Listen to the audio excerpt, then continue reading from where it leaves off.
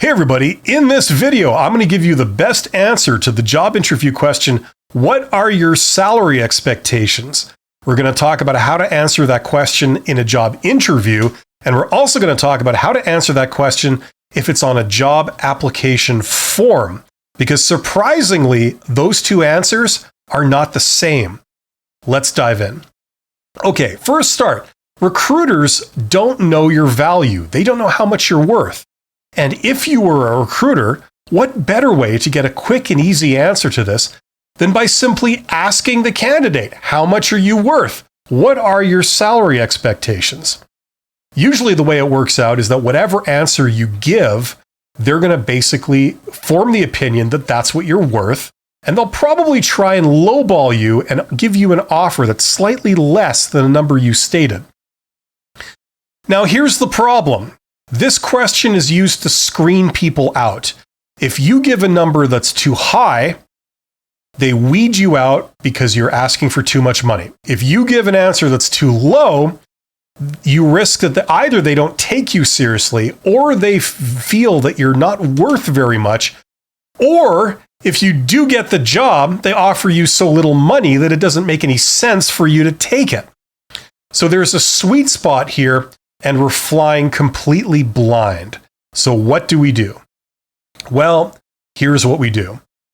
The goal is to not give a number when they ask you this, especially if this is asked early in the interview process. If there's more than one interview and they ask you this in the first interview before they really know you, they're not trying to get to know you. They're not trying to figure out what salary they should pay you. They're just trying to weed out the people that ask for too much money, okay?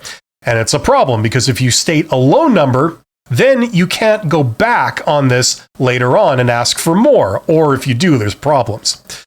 So our strategy is to not give an actual number. And the most popular way of doing this is when they ask you, what are your salary expectations? You say, well, I'd really need to know more details about the job first before I could give you an accurate answer on that. Now, sometimes that'll work. Sometimes it won't, and they'll press you for more. They'll ask you again, I really need to know what your salary expectations or your salary requirements are. Then you move on to stage 2. A great way of also deflecting this question is to say, well, this is an approved position, so I'm assuming that the salary range has been approved also. Can I ask what that is? So you throw the question back at them, and presumably they give you a range. And whatever range they give you, you simply say, well, that works fine for me. And there you go, you pass. You didn't disqualify yourself for asking for too little money, but yet you kept it open for asking for more later on. Now, let's say that they don't go for that either. They say, well, I really need to get a number from you. We move on to stage 3. And the best answer is to not give a number, but you give a wide range. Okay? So you give 2 numbers, from this number to that number. Now, both of these numbers, the lower one and the higher one, they're both still within the realm of possibility. They're still reasonable, but only just. Okay? And that's what you give them. Somewhere between this number and that number would work fine for me. Something like that. Okay, and once again, you pass the question. You didn't eliminate yourself by committing to a very high number, and you didn't preclude the possibility of you asking for more money later on. Okay, now this is great. This is how we want to be able to handle this question. Unfortunately, if we're submitting a job application, usually by filling out a web form, and they ask you this question in the job application, and you're wondering about the job application format, the field usually requires a number, and you can't skip the question, and you can't enter anything other than a single number. So you kind of have to give a number. And here's the problem. We don't want to give a number. So what do? Well, here's what you do.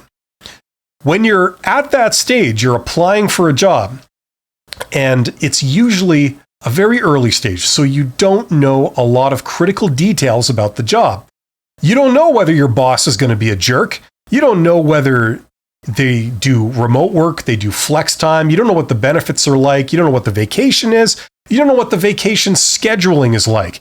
You don't know if it's a toxic workplace. You don't know if you're going to love your coworkers or you're going to have opportunities to work with some really exciting people and really open up doors and opportunities for your career. You don't know any of this, but they're asking you to commit to a number.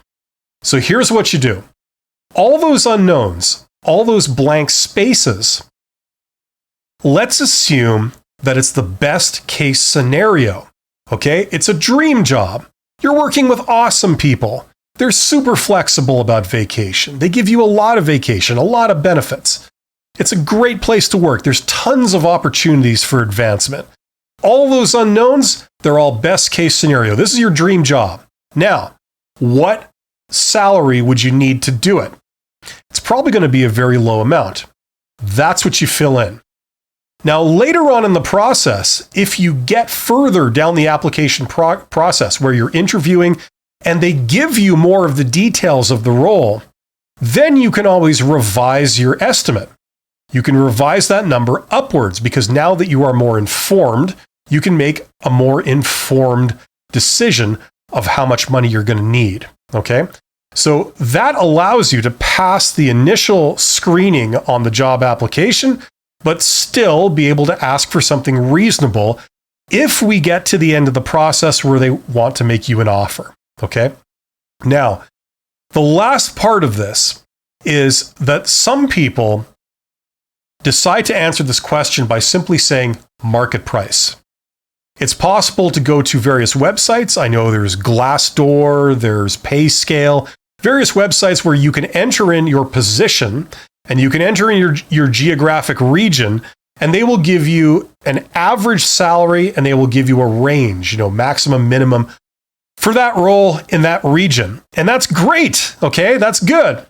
The only problem is that if you're in a job interview and they ask you, what are your salary expectations? And you say something like, oh, market price is fine, right?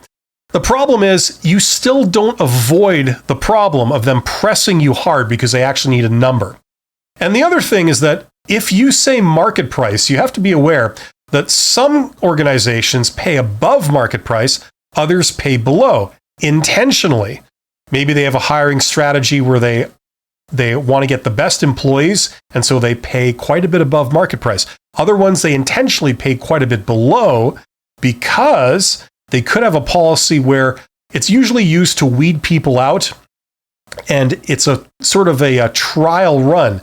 If you get this job and we see real talent there, we will promote you into a job that pays much more. But if you don't make the cut, then you stay in this role where you're likely to leave because they don't pay you very well. Okay, so there's all kinds of things going on here. So just remember, this question, it changes depending on where you're asked. And the goal, as always, should be to not ask for a ton of money at the beginning so you get past the initial weed out process they have. But it still allows you to ask for a reasonable amount of money later on if they want to get serious and give you an offer. So hopefully that makes sense. Thank you so much. You guys are awesome.